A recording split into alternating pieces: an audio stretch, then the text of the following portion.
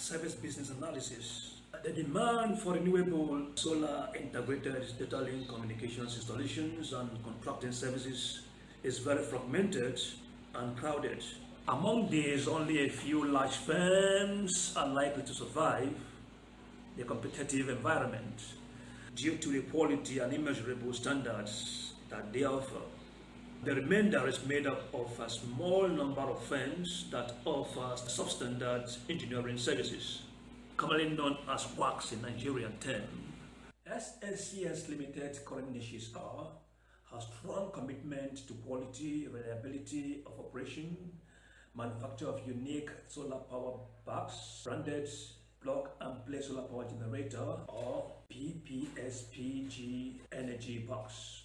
Its unique relationship with customers, but these will not be sufficient for growth in a competitive market. By focusing on the renewable solar power integrated datalink communications and manufacture, SNCS Limited reduces her direct competitors to three large firms, namely Schneider France, PSC Solar the UK, and Simba Solar under Simba Group that bid on the area's largest projects.